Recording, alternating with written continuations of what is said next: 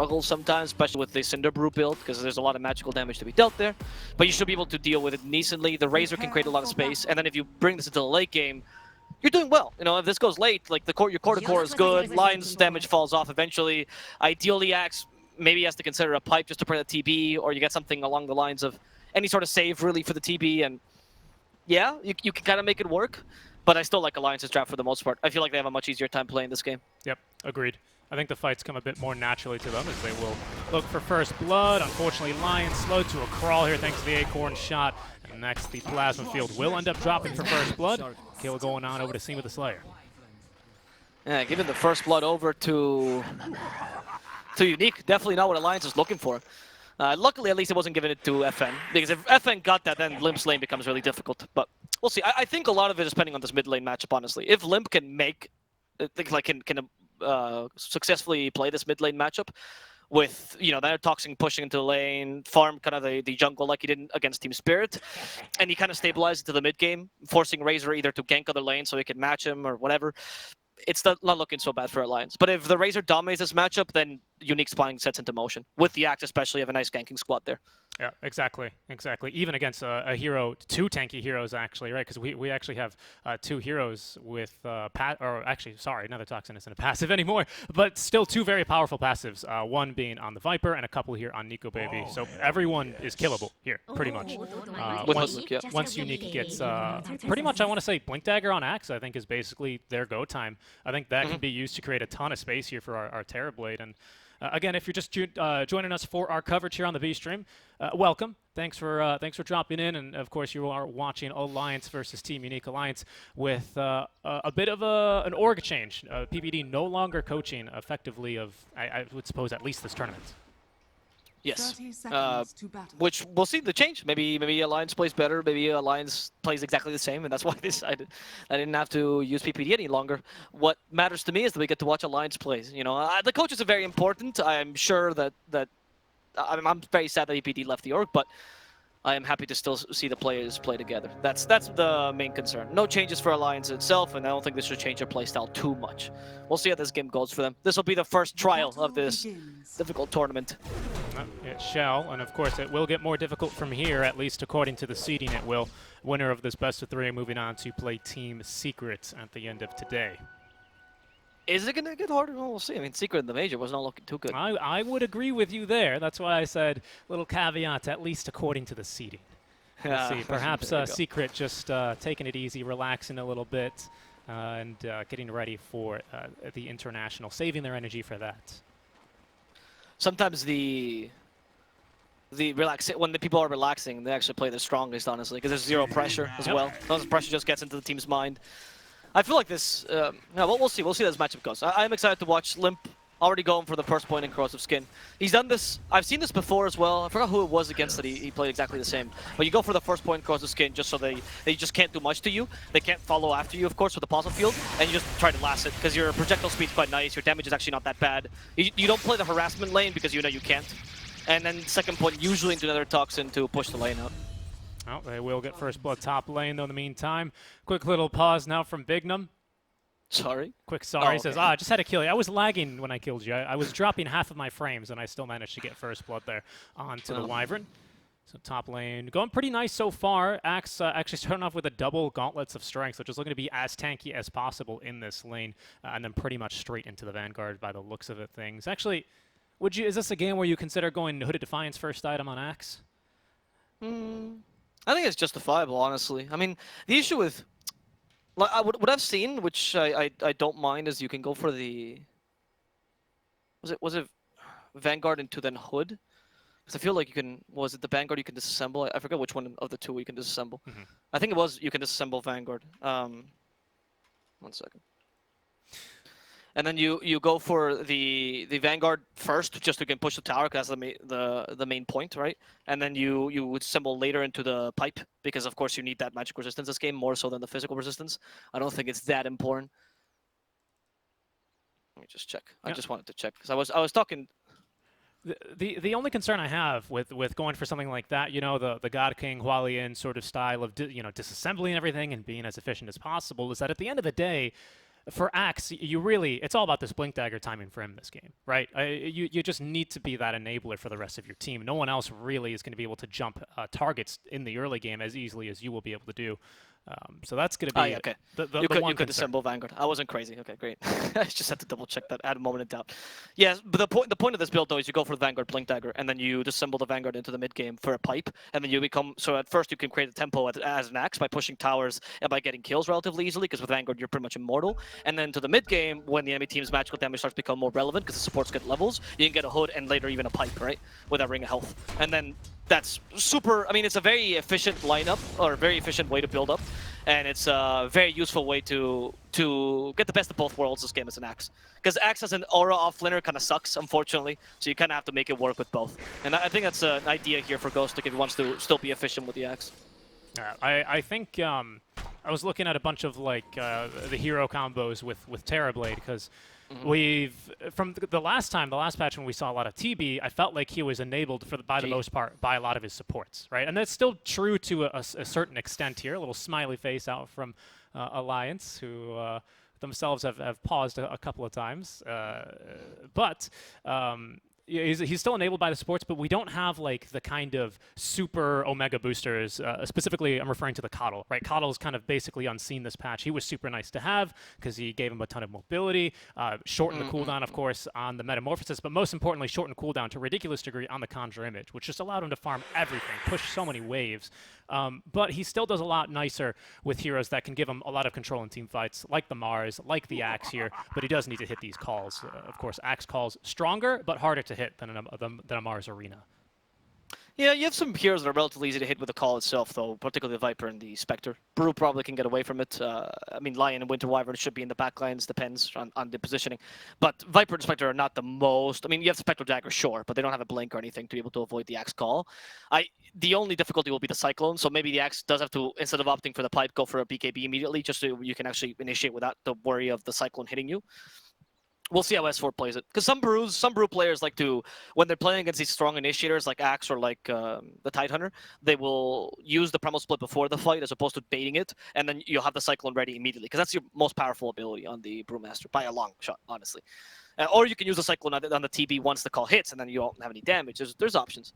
I feel like the TB dispatch doesn't need to be boosted as much because of the fact that you're just very good against the meta that's running. Yeah. Brew is not part of the meta, I would say, but these tanky offlaners that have been run a lot struggle against a TB. In the lane, they don't bully him as much. He can always go jungle to recover if their lane is really good, and he can really beat them into the mid game because they're not very mobile except for the Centaur. Yep. First point, by the way, in Reflection here. Valentimos now getting the points in the Metamorphosis. Will immediately activate it. Was looking for bonus damage, but nice Earth Spike stun coming through to minimize that. Yeah, I mean, I feel like for the most part, what we've kind of covered is, as far as this TB goes and his illusion specifically, we've got those covered on Alliance, That's right? true. That should not be the issue. To me, I think actually the Razor, if he goes unchecked here and Limp doing a good job forcing him into tower already with the 5 stacks of the poison, needs to keep him in check. Yep. I'm surprised by this. They didn't even need to push the lane whatsoever. FN is just struggling to play around the cooldowns. The static link cooldown at their levels is pretty bad. So you can just play around level 1, level 2 static link. Once he hits level 5 on Razor, I can imagine you can bully the Viper fully, but for now, Limp has been doing a pretty good job of avoiding getting completely pushed out. His positioning has been really good this game. FN looking for the Water Rune still there. That's going to be another refill here pretty soon for Limp, just making sure he can get all the CS. Didn't get that range one, but it wasn't denied, and he was there for the XP anyway. Top lane, though, Ghostic doing pretty well in this lane, I would say. 12-5 versus the Spectre and the Wyvern. Not a weak lane whatsoever. Definitely at its weakest stage for now, but with the Arctic Burn, that does quite a fair chunk of change of damage here to Ghostic's Axe. Yeah, that's true. Wyvern also a solution to these kind of tanky offlaners a bit. And because you have so much range with that Winter Wyvern, you don't really need to care about that counter helix very often. Spectre can play around the trees, doesn't need to hit Axe too much. Just wants to hit trees, hit Crypts, mind you. So it's looking decent for Alliance. I mean, that mid lane was my biggest concern, and it seemed fine for them. Now, Limp has managed to avoid the strength of the static link, but Razor's playing more and more aggressively as time goes on. FN just trying to kick Limp out of the lane to destroy the assets here. Yep. Cheeky little point in the Storm Surge. That bonus move speed to try and offset the corrosive skin slow is going to be pretty darn nice, or just the slows, really, overall. Yep. But yeah, I mean, speaking of playing around the trees, right, as we look more and more into these mid to late game team fights, Wyvern famous for playing around the trees, just using Arctic Burn to pop out, cast the ulti when you need to. I'd be curious to see how the Willow, or sorry, not the Willow, how the Hoodwink, rather, is going to be looking to counterplay her, if at all. Yeah, we'll see. I mean, into the mid game, that tree gets vision and the Acorn shot shoots, right? So it's kind of easy to use her around the trees. Scurry as well, just between them. She's going to be going for the pushback build that everyone's been abusing because this ability is honestly broken. But Slayer playing a 5 Hoodwink. I've seen this, I think we saw it once in the major, I want to believe. But I'm not the biggest fan. I think 4 is much stronger because you can gank. Right now, you're really just securing a lane. It seems to be working though for the TB, so I mean, it seems like they're happy. They don't need to play super high tempo with this TB anyway. And the Brewmaster, like I said, one of his weakest parts is the laning stage. He also went for the Drunken Brawler build, which is kind of weak against TB. Top lane, Ghostic. There's an attempt on his life here as Nico Baby is chasing him down. He's been soloed by the Arctic Burn. Ghostic might just die here. Hits Nico Baby, doesn't care. Nico Baby gets healed by F&G. And Bignum will just kind of hit him with rage there, like a little child having a tantrum. Trying to kill him with that Shadow Realm, not going to work on Nico Baby. Already 2 points in Dispersion. That's going to be enough to survive that. Of course, with the help of the Cold Embrace.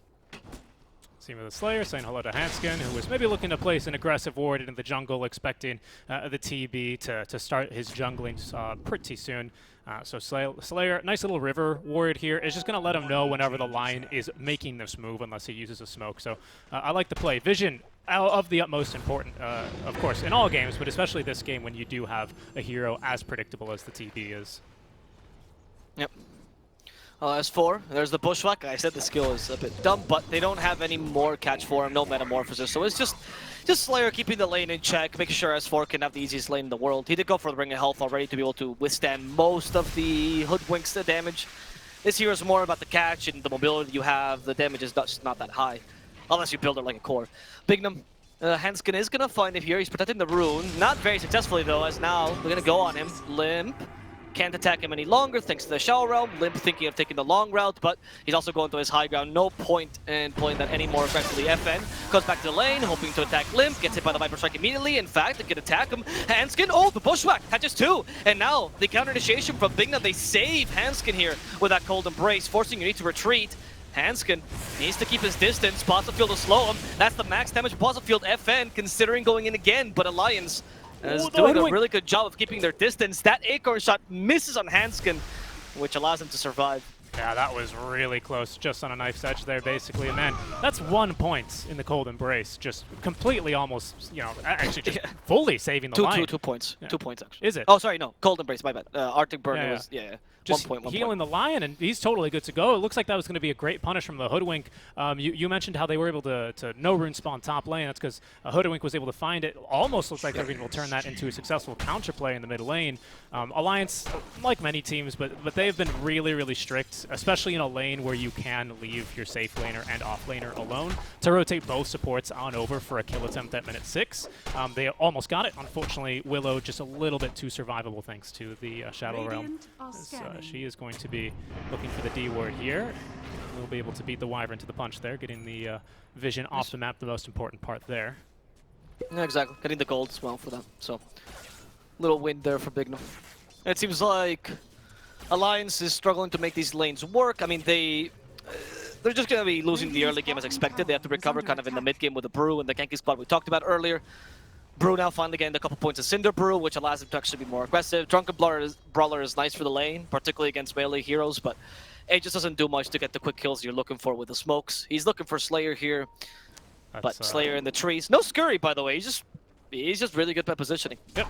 I'm surprised he didn't go for the single point of Scurry, which is, I think, super high value. I think that should be his next point, especially because, of course, TB already in the jungle. You're going to be looking to delay this push as long as possible. We'll see here as that 5th skill point what he'll decide to do with it. But just looking to delay the push, you know, it's definitely a hero here, the Hoodwink, that can just continuously de-push these waves. That's actually a huge benefit here to the supports, really, of both sides. I would say Bignum probably needs to commit a Bedlam to nuke a wave, but both of these supports can pretty easily nuke a wave. Wyvern especially, as here go Unique, the first smoke movement into the jungle. They can use it for a D ward though. I found unable to find anyone in the triangle immediately farming. Looks like there's going to be a counter smoke now from Alliance. Nice sentry here from FNG. They've done their research. They know that Unique like to plant the deep wards, as that's going to force Ghostic to stop cutting waves so far away from his tier 1 tower, and is going to give a little bit more breathing room here to the Spectre, who has not been off into the jungle yet. Pretty happy to continue laning. No ultimates just yet for the supports on Alliance, so I mean they can go for the smoke themselves, but they need some help from a core here if they want to get a kill. Seems like the objective is to go for FN. It is literally double their level. I think is a tall order. Yep. It's, by the way, Echo Saber queued up for Nico Baby, pretty much committing with the Oblivion staff. Yeah, well, like, I mean, this build gives you a lot of tempo, which you kind of need when you see your lanes not going too well, right? So here comes the smoke. It gives you some ganking potential. Let's see FN the target, but FN just goes on them. He's like, sure, yeah, attack me. Where's your finger of death? There's the axe coming in as well. FN is in Illusion Room, dispels the Arctic Burn, Splinter Blast still hits. But Lions will be kept at bay. They did rotate S4 here, hoping to get that kill. In the end, they forced the Unique forced a rotation without having to really use anything. I mean, an Eye of the Storm, which FN can use to farm. Not a big deal for them. Hoodwink is even getting some levels down bottom. We saw Quincy Crew do something similar with their Hoodwink to get some good golden experience early and play her as a semi-core. Hoodwink just feels like the better Treant Protector. Obviously, you don't do Treant Protector things as good as he does. You know, you don't give the healing, you don't give the slows, or so the overgrowth. What is Treant Protector about her? It's you're able to just play a lane. Like your team can just leave you. You can just continuously defend a tower, push the lane, run off into the trees, and be, you know, a huge annoyance if the enemy draft is not well suited for hunting you down. Right? Yeah, I agree. Okay, I can see that point. Yeah, that's a very good point. She doesn't heal towers though, unfortunately. No, right. of course. Yeah, that's a big difference. She's also tiny compared to a massive tree, but you know. I'm sure To add to that point, I was going to say that the Bushwhack also takes the vision away from the creeps, right, when you hit it. So, because of that, you can actually push a lane relatively easily without being caught out, because the enemy team literally does not see you, even if you're hitting the creeps. There's actually a little trick that a lot of Hoodwinks will do when they're trying to cut lanes, particularly. That's a good point. Bignum, again, just being a bit more annoying in the mid lane.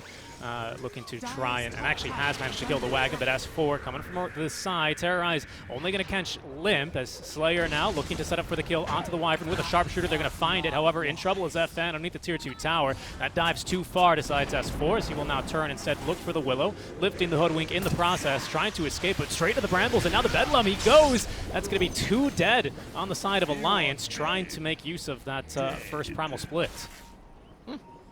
Well, in the end, Unique get 2 free kills pretty much. They went a bit far there for the kill on Razor. It seems Alliance is kind of desperate to do something here, forcing things that don't really benefit them too much. I mean, we can see by the fact that Nico doesn't even think about haunting in, wasn't really considering going for that kill despite him already having the Echo Saber. Limp is just farming and to some degree also pushing on the top lane. Unique's not really doing a ganking squad. They're just, the kills are coming to them. It does at they least are getting DHL delivered there. Absolutely. It does open up at least bottom for a bit of creep push. Of course, having the having no Wyvern, I should say, thanks to the Hoodwink rotating on through, means that they're able to get a little bit of tower damage in exchange for losing their own tower. Denied, of course, but losing it basically just to the creeps. Haven't seen Axe in some time. That would be because he's already got the Vanguard plus a second item on the way. It's the Blink Dagger. 12 minutes Blink Vanguard here for the Axe, on top of one of the better neutral items from this early on, the Shift Vest. He's in a great spot here.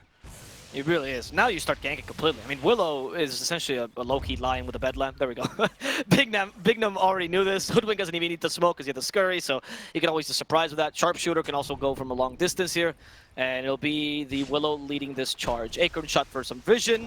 Slayer finds the ward. Limp, is he gonna guess this correctly? Ghostic with a Blink Dagger is gonna be the reveal on You don't want to jump into that Nether Toxin though. Yeah. That's the thing. You won't kill him with that. And he has Grozzle Skin as well, so Bedlam won't be as effective either. It's maxed as well. Like, you need the Sharpshooter ready. Now at least make best use of their time, planting a ward on the way back out, looking for maybe a better engagement on the next go-around. Good positioning here from FNG. He is underneath a ward by the looks of it. No, he's not, pardon me. That's a sentry. So he is good to go for now up on the high ground. Apparently the neutrals, though, very upset with him. but he's going to be was at the ready as they thought, you know, looking for a smoke play into the tier 1 tower, but both teams kind of content to just be farming. It should be Unique really, you know, continuing to look for these kills, especially with the Blink Dagger reveal on Ghostic. But both teams for now, I mean, there's the Blink reveal now underneath the ward, but they should eventually start looking for kills here, I would say, on Unique. Otherwise, it feels like the axe is eventually going to fall off. Yeah, I mean, the X is still a useful late game hero, but I agree. Like, you need to be able to use this power spike with a Blink Vanguard. Why else would you go build a Vanguard this game, right? You're not covering yourself against anything, really, but the towers. S4 just took a free tower down bottom. This is the moment where both teams swap jungles, and it's kind of obvious where both teams are, really, but as Unique, you can't really go into the enemy triangle because there's a Viper protecting it. And even if he went for the Boots of Travel, he's still strong enough to fight. Yep. This doesn't bode well either for the rest of Unique. If you look at what FN is building, he's almost finished up the BKB. Still needs about 1,000 more for the recipe. But with BKB, that is a fighting item. You don't want to, you know, you don't need a BKB to farm Ancients or anything like that. You're going to be looking to just run into fights and completely dismantle what Alliance have in the early game and look to build an advantage.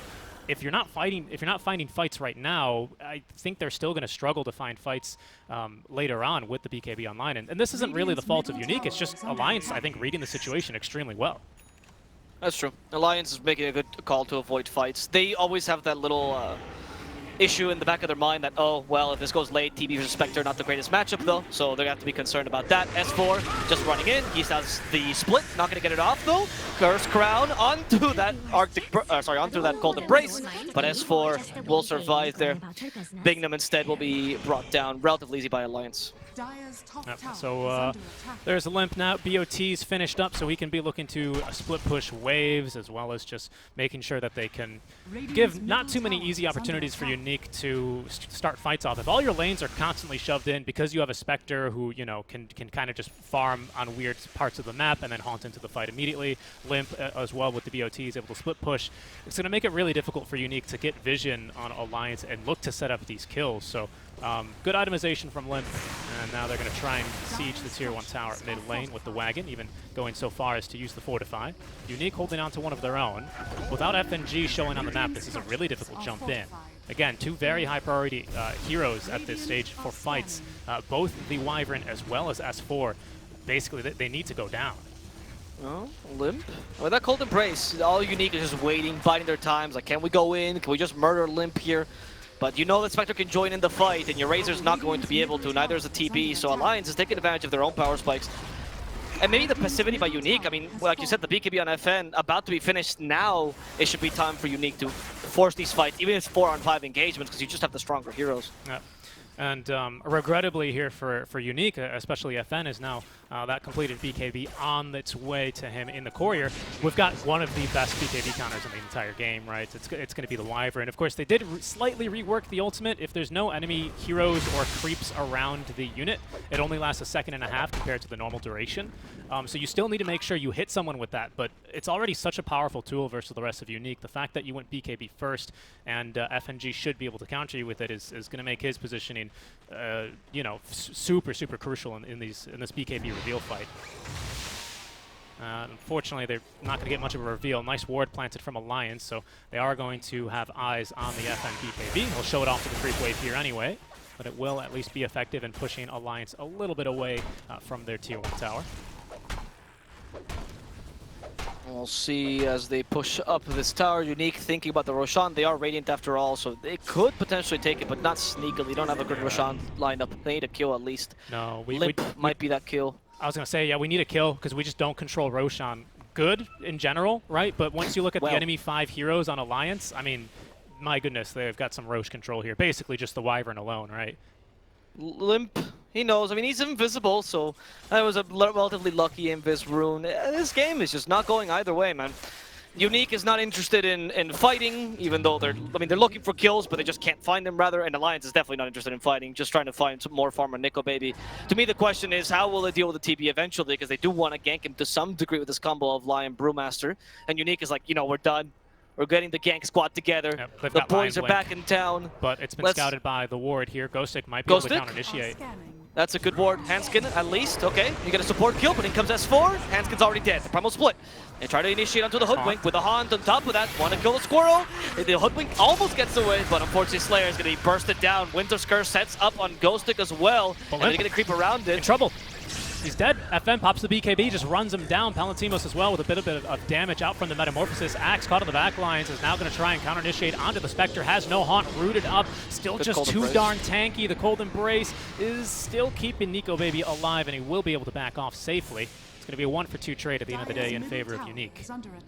Okay, kind of a win for Unique in the end because they also get the Viper in the process, right? A bit out of position for Limp. You even get a tower here in the mid lane. There's finally the engagement they were looking for. Alliance responded.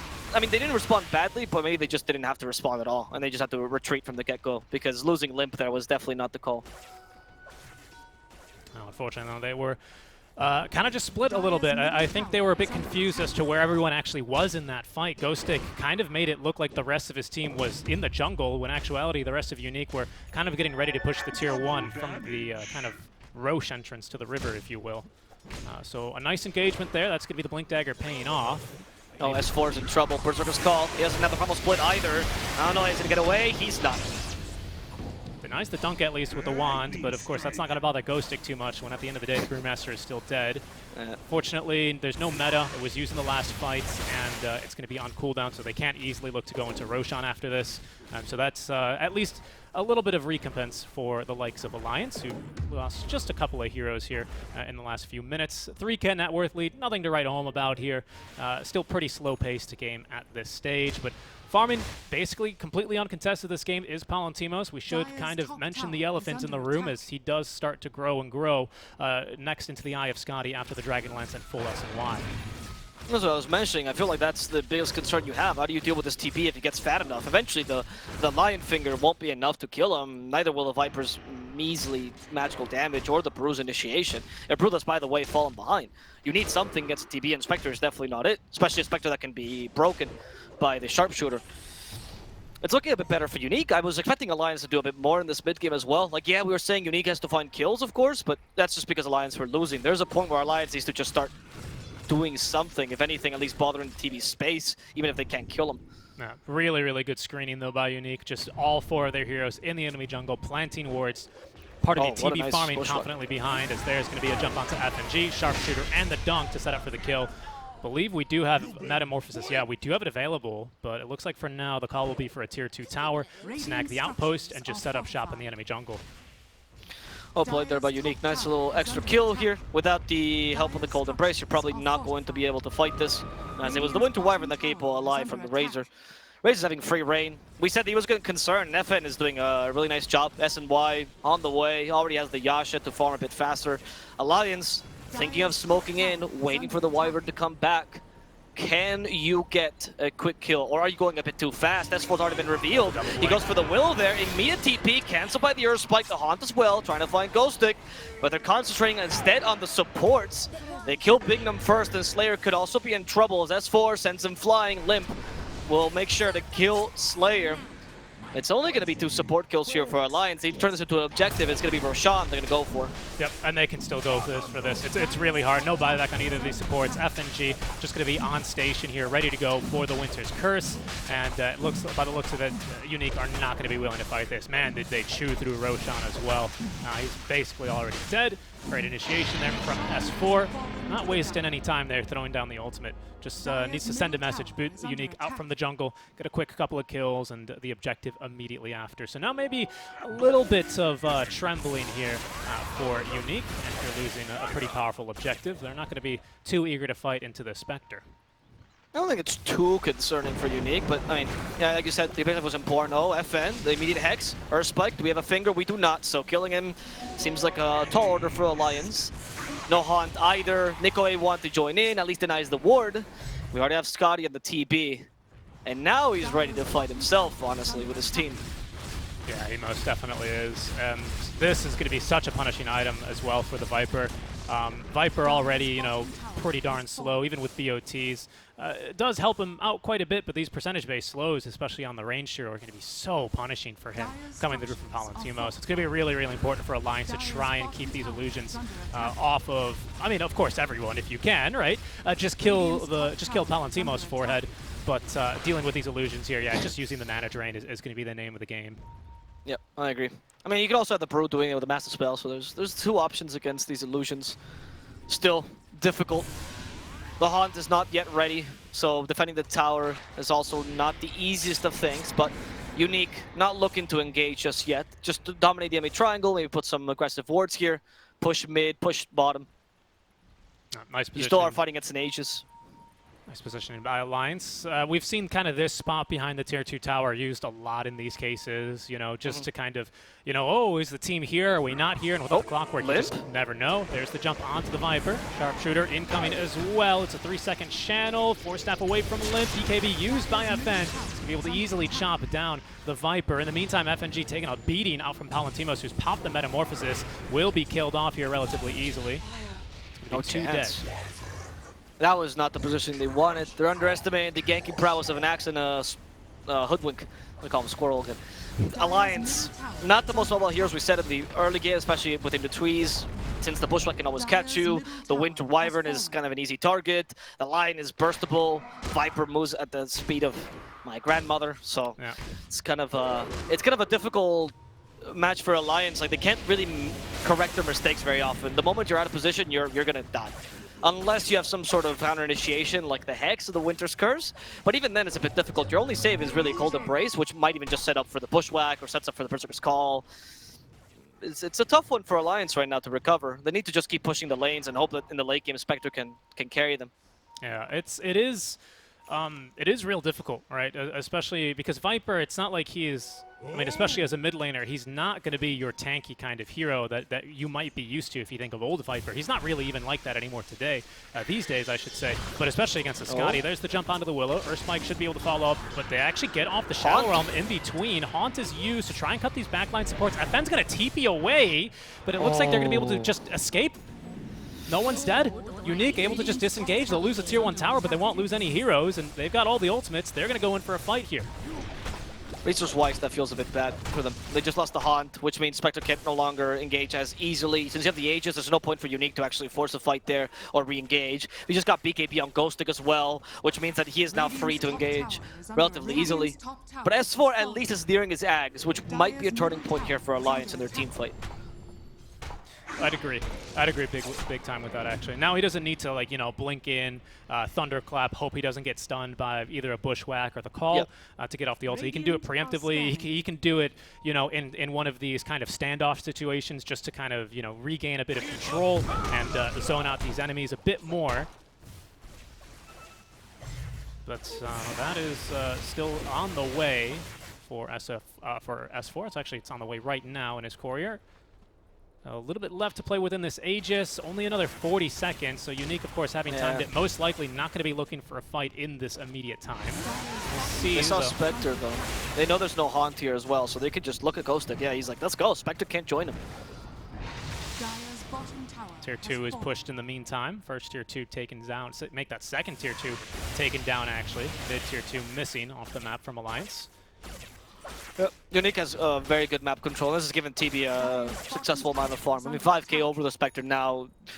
Even if the core-to-core matchup was good, it'd be tough already to beat the TB in this situation. His Butterfly is going to come soon as well. That's going to negate a fair amount of damage, particularly from the Viper. That might be your solution against TP. FNG, we still have the Bushwhack. FNG don't get close to the trees, but it seems like they don't want to fight this. In fact, S4 already used his first charge of the Primal Split. Only to murder Slayer. Can he do so? It seems like Slayer's getting away for now. He still has a 4-step. In fact, the fight is breaking in the mid lane. Bingham will dive first. Hanskin, the next target, FN, managing to kill the enemy support, but we actually see Nico in a bad spot. No Hunt. Palantimo's, though, too slow. FN is forced to use that BKB second split to put the TP up in the air. Ghostic is trying to survive all these three pandas as Slayer actually catches up to Limp with the Bushwhack. Viper's going to die. The three pandas soon going to end, which means we'll be back to a single S4. They want to kill the Spectre. It's impossible. They stop the Brewmaster, but he uses the end of the Primal Split to make sure to end it onto a different panda, not the Earthling. and Unique won't be able to get that kill. These fights are so hectic out from Alliance when they do engage, and I think that's going to be for the best, because they are playing behind from what is a terrifying Terrorblade at this stage. But the problem for them is it just makes these curses feel a little bit underwhelming. At the very least, with this Axe, you can chase for that long in these team fights, but still not the best fight for them at the end of the day. No. S4 using the first charge of the ultimate to try and just, you know, get rid of the squirrel from the team fight, does manage to do that, but she still rejoins and is able to get a crucial hit onto Limp, and actually the sharpshooter even dissuading the Spectre from re-engaging, as she did manage to snipe him later on in the trees. Yeah, I mean, the issue that Alliance is having is that they're just going the they have a TB kind of route where they're trying to ignore the TB as best they can with Cyclones playing around them, but you also don't have the greatest ganking. Like, if you had a PL or something, at least can do that relatively successfully, sure. But Spectre is struggling to accomplish this, particularly without Haunt, which I'm very surprised they fought there without the Haunt, right? It's... You have an idea of how to play against a TB. I think tactically they're correct, but the heroes to do, like the heroes they have, are not the best, because your only burst damage really here is the Lion, perhaps. Maybe you can consider Brew somewhat burst, but he's struggling to keep himself alive, even with the Brewlings. Radiant's bottom tower is under attack. Dire's top Nice play there, tower at is least under by attack. SF4, able to just kite them around, making sure that they weren't able to chase any further. Maybe that was them remembering, oh, yep, the Ags not only gives a second charge, but allows you to end the ultimate. And I know, oh, S4 walking right in the enemy team. The Haunt, though, comes through. They've missed the call, and now S4 terrorized. Can they get enough damage in? FN, Nice the sharpshooter is going to do him in. However, FNG to counter-initiate now with the Winter's Curse. It's a three-man curse onto the Axe. That's Plenty of BKB. damage. Nico Baby is dispatched of Slayer in the meantime. BKB active, but he's still ticking away. Ooh, Limp caught by that last little Brambles. Not going to be able to finish off Ghost Stick, unfortunately. So it ended up being a 1-for-1. The tier 2 tower still taken down. They're still fighting. Which is big numb. But perhaps he can still look to escape here, and it looks like he will be able to TP away. The Hex in time from Hanskin. Aether Lens, of course, facilitating that. That's a 2-for-1. Both supports, though, once again for S4. Does not make this a great trade for Alliance, because they still end up losing yet another objective and aren't in a position to take anything, really, from Unique. That's true. Again, these fights, when you have the Haunt, you can sort of evade the TB, you can go for the backline, and it kind of works. Like, you don't lose people, you get some kills on the supports. The idea is correct by Alliance, but when will you be able to kill the Razor or the Axe or the TB? If I talk about Axe, he jumps immediately onto Limp. The poor Viper's in trouble. Ghost Scepter to give him some space. Ghostic just chasing after him. There's the Battle Hunger to slow him down. Ghostic wants the skill, but his carry has already decided to let the Viper live. In fact, Ghostic is now in trouble. The Hex gonna stop Berserker's call. Even the Finger of Death. Ghostic bursted down like a piñata. Alliance won't be able... Sorry, Unique won't be able to get the kill they were looking for there.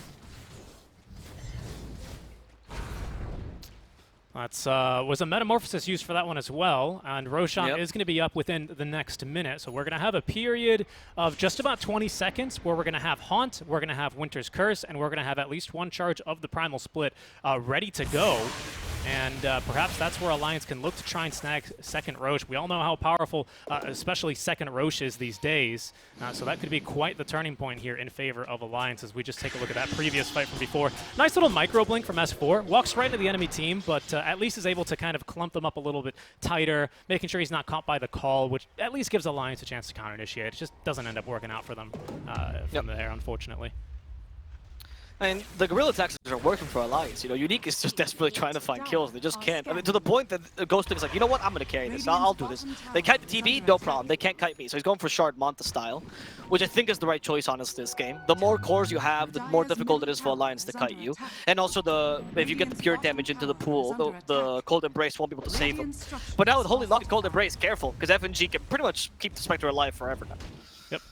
I used to meme this talent all the time, the 1% Cold Embrace heal. It was in fact so weak and so 1.5, sir. well, it used to be 1%, and it used to be so undervalued and never picked up here as your second Roche being just taken by Unique, though.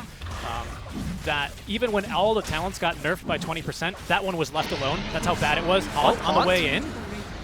There's a BKB for Ghostic. He wants to initiate. There's the Brewlings as well. Okay, Cold. The Winter's Curse will stop Ghostic right in his tracks. And the Willow, for that matter. Bignum could be in trouble. Bignum will die first. FN. Big build back to Nickel Baby. Nickel Baby is actually destroying the complete Unique, going for Terrorblade last. Palantimos has the Aegis still to himself. The Thunder BKB, he's able to TP. Palantimos makes out of here alive, but it was the Spectre destroyed the backlines completely. And there we see the importance of guerrilla tactics. If Palantimos is not hitting the Spectre, Spectre is free to do whatever she wants. Yeah, great curse as well. Just basically not really setting up for many kills. You do end up really getting Ghost Stick down quite low, which is going to be the biggest benefit out of that. But mostly it gives you time, it gives Spectre, I should say, time to just finish off those backliners, make this fight just about impossible for them to take. FN completely surrounded, having to 1v1 the Spectre is not really a fight he wants to take at this stage. And when we do have Reality ready to be used with the Haunt, it's just impossible right now, it's seemingly, to lock down Nico Baby unless they're the ones getting these jumps in.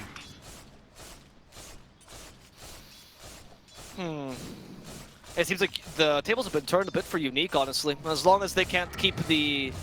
I think they just have to keep the area of death or TP fights alive and important, right? Right now, I think they were a bit too spread out, looking for kills a bit too much. Like, you're right, they can initiate, but if you're not initiating, you need to be able to regroup in time. That seems like oh, just quick, go for kills, and then immediately stop because of the Haunt, because that's going to allow Spectre to pretty much play like a PL this game. Hell, Nico Baby's even going for an MKB. He's like, you know what? I'm tired of losing against this TP. And with the MKB, gives you some mixed damage, allows you to pierce that Butterfly. Not a bad option to be able to kill him. Yeah, Butterfly, of course, and this Elven Tunic. We're smoking, by the way, for Unique. True. We do have Metamorphosis ready to be used. There's Aegis in hand. Who have they given this shard to real quick? Looks like the Axe, actually, is the one to receive it, I believe, unless he bought his own. Did Willow take it? Yeah, it's Axe's. Yeah, okay.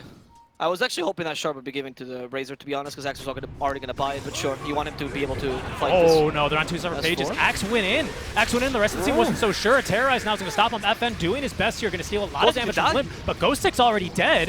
This is a bad fight. There's the lift onto the TB now. Seems the Slayer with the Sharpshooter doing a good amount of damage to Limp and the break, but FN forces a BKB and TP away. Palantimos is going to try and do the same. The Curse will stop him, hold him down for a couple of seconds, but he still has enough time to TP. In the meantime, Big Num should be the last to fall here, looking for the cheeky TP away, but the Spectral Dagger will claim his life. Another 2 for 1 here in favor, 2 for 0, pardon me, in favor of Alliance. Huge win for Alliance there, honestly. They're managing to defend this nicely. Now that team fights are more spread out, you pretty much have Haunt available for every single team fight. And, I mean, you're seeing the Brewmaster go to work, dude. This reminds you of PSG LGD when they were playing Brewmaster in the finals, actually, on Faith Beyond, and recovered ridiculous just with an Ags. The impact that Cyclone has this game has been absurd. Palantimos just can't hit, and he's regretting every single fight not using the BKB immediately. But if you use the BKB immediately, because you're such a slow hero, because the enemy team is not playing around you, because you're the one haphazardly initiating, just can never catch up to the enemy team, and the BKB's lost. Yeah. So it's a very catch-22 situation for Palantimos here. It's even now exacerbated a bit more, isn't it? Nico Baby now with the full Eye of Scotty completed. When you're in that Metamorphosis form, you are slowed even more. And of course, yeah, because ranged. You no longer have that 20% move slow that you used to have on the hero. But I mean, there's a good reason. I mean, that was basically the buff that brought back TB into the meta. So any slows onto him are just super painful, as he is going to be looking to get aggressive. Palantimo sees FNG, but there's no call there in time. Instead, they're going to have to settle for the Lion, proccing the Aeon Disc in the meantime, but he is going to be left for dead. That was definitely FNG going, I've decided you die here, buddy. I need to TP out. I'm going to use you as fodder. Because he had an Aeon Disc. I was looking, I was like, wait, can he just try to Aeon Disc like Blink or get the Earth Spike off? Nope. FNG waiting for the rest of the team to come by here, giving them a chance at that Cold Embrace. A little bit of map control, then wrestled away from Alliance with the kill onto the Lion. We've got now Metamorphosis back, but in 25 more seconds, of course, Nico Baby is not only going to have Haunt, but most likely also has 25 talent here. I reckon this game, Avo, he's going to end up going for that Dispersion talent. Yeah, me too. And also, by the way, in 40 seconds, well, not 25, actually, the Aegis will be reclaimed. So then you won't be able to fight as securely. I mean, I don't know. I feel like the Aegis on TB to some degree is a waste because they're not killing him first. They're killing him last. And if they kill him last, they kill him twice, right? So maybe the Aegis would have been better on the Razor, who is the one going in, or even on the Axe. I don't know. It's a consideration. FN still conserves his cheese, though. They did Haunt as soon as Roche fell, so I think maybe that was just a little bit of, I'm picking it up, you know? Could have been a Haunt or any really big ultimate, you know, as soon as Roche falls and you hear the jingle is like definitely a comms test, right? Did you guys prepare this beforehand? Do you know what's going on? Are you ready for a potential counter initiation, right? Yep. And Unique, well, in the heat of the moment, they decide to throw Aegis onto the TB. I'm not sure if that fight looks too differently. Perhaps it does, to be honest, because FN did die early in that fight, so Yes. Maybe. I don't know. I'm not saying for that fight specifically. I'm saying just in general. In but general, you're right. right. Might have been a moment. It might have been a heat of the moment kind of situation or kind of decision. It also might have just been that they think it's better because it's the carry. So who's better than TB? He did go for the Haunt Illusion damage in the end, by the way. Nico Baby's like, no, I am the carry. I deal damage. I'm not here to tank today. The Cold Embrace already will tank for him. I'm not against this idea. In fact, he left the MKE behind. He's gonna go for the butterfly instead.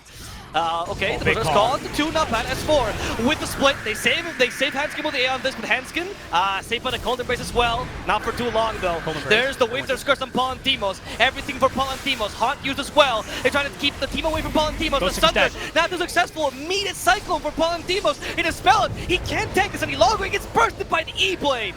Palantimos will fall, and Unique has to fight without their carry. 90 seconds. Ghostic can't even save Bignum. Look at that Cold Embrace. Brings Nico back to full HP pretty much as Ghostic falls. Unique just lost Ghostic twice. FN can't do much with the help of his carry. And S4 still scaring the enemy team away thanks to those constant cyclones. That's, I mean, just really, I want to say kind of unfortunate for Unique. Oh, that's not done. Slayer trying to hide and abscond into the trees, finds that Nico may be able to chase him just as easily using that Spectral Dagger. Lion did pull to get down Mr. President, just happened to be positioned in front of Nico Baby. That sharpshooter, I don't know if that would have done the trick for Nico Baby, to be honest. It would have been close. It would have been a hard kill, rather, is what I mean to say, regardless. But the fact that not only did you tank it on the line, but the damage was also reduced, pardon me, because of the and, it's just made it feel like just a terrible, terrible bad fight for Unique. And you're totally right. I mean, Nico Baby, he's basically cosplaying PL this game, just completely diving backliners, tearing apart the team fight that Unique are looking to try and execute. I mean, even his build is a bit more akin, except for the Echo Saber, right? It's very similar to the build the PL would go for. Even the Butterfly, you know, Specs like going for the tank ability to some degree, the stats. But you're like, nah, I need some more damage. I need to be able to kill these supports eventually. Sharpshooter? Okay, Sharpshooter. They do catch up to the Winter Wyvern, but the Cold Embrace. Yeah. That is absurd. That only lock in Cold Embrace. A lot of heals. Yeah, full HP. That was 50% heal in total, right? Just more about. or less? Just about, yeah. Ooh. We'll round it up. Ooh, Nico Baby. Yeah, that was a lot of healing, to be certain.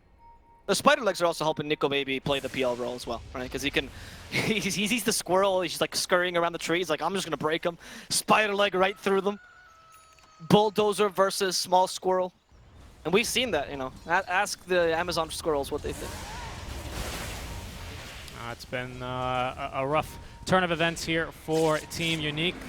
Down by 3 kills, but now the net worth lead 8K, quickly closing, or expanding, I should say, but quickly closing the lead between carry to carry is Nico Baby and Palantimos. So far, like I've been saying, the rest of the team is just dealing nice with the illusion or with the talent as well, but the rest of the alliance is just handling the TB, and Nico Baby's like, guys, easy, you know, trade offer proposed. You know, you guys, 4 heroes, handle TB. I will kill the rest of their team. And so far, Unique have been accepting it every single time, even though they would probably rather not.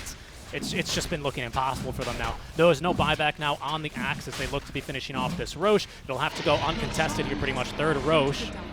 And it's going to have a refresher shard given to S4, which of course is not only going to refresh the Primal Split, but it'll give him both charges as well. He's basically just going to be limited a bit by his mana now in these team fights. Okay, well, let's see. Alliance now seem to be on the driver's seat. Unique need to find a solution to this situation. Some things Palantimos can't get endlessly kited. But honestly, with the BKB now being down to 6 seconds, what is your solution to the Cyclone? Because that's the issue, really, to me. The Brewmaster cycloning TB perpetually. There he goes. Yeah, he's even doing preemptively now, so I already have the Storm Brewing. Oh, he knows. That's 4 at least. Yep, there's going to be the lift onto the Razor. They're losing Barracks in the meantime. They still have a tier 2 mid lane, so they don't have to go all out for this top lane. They don't have really much of a choice. There's Nico Baby. The call, though, onto him. We're going to now channel the Sharpshooter, try and get through this first life. A bit of a tall ask, and in the meantime, you've lost already the full top lane of Barracks. The break now expiring here onto Nico Baby. Again, off into the trees. Oh, here's a little bit of healing. Look at all those 60s. Nice Basically back to full HP. Earthspike Palantimos is dead! What? The Earthspike, Splinter, Blast Finger, Death Combo, then immediately the Hunt. He's forced to buy back here. Nico, if he still has the Aegis, he's put against a tree, but Nico Baby is fine with this. He's just keeping the enemy team at bay. Palantimos has a meta still for the second life, if you can call it a second life. Cold Embrace, Nico Baby, thanks for the heals. Ooh, what a jump. What a jump by Hanskin in that fight. What an Earthspike, honestly. Yeah, that was impressive. Oh, they're just going to go back here. Quickly dismantle this last tier 2 remaining. Spider Leg still in the inventory, despite having, of course, not only the Manta style, but this 25 talent for the Haunt Illusion damage. I think it's actually the better choice for him. Being able to poke in and out of these fights, using, the Spectral Dagger, using the Spider Legs, and just killing and really making these team fights impossible to start for Team Unique. They're playing without Haunt, but they're still quite confident here with the Aegis in hand in Nico Baby. I agree with that with Illusion. I mean, now with Illusion Escape, it even seems better, right? Because that actually amplifies itself even further. But I do think that was a good idea, because now Unique feels like it's honestly a 4-1 draft, not because they chose it this way, because they've been forced into it. Move. There's the Hail Mary kill. Let's see, Hanskin. Okay, it's a good Berserker's Call. They got his 4, but can they kill him? Winter's Curse saves it for a second. He's still been feared. There's the Cold Embrace. He's gonna heal back full. He still has the split, and he's gonna be able to use it immediately. Now going for the Willow. Pantimo's still hurting a fair amount. They stop Nico. He's limping to get away, but the Cyclone sends Pantimo's flying. There's no more TV in the fight. The Hex. There's too much control. Someone help Pantimo's out. He's been cancelled. GG, well played. Alliance force it out of Unique. A hard early mid game, but a really, really good late game from Alliance. Really, really impressive stuff out from Alliance in this game. I honestly think that they kind of knew they had it. I think maybe they were starting to sweat a little bit when they did manage to catch S4.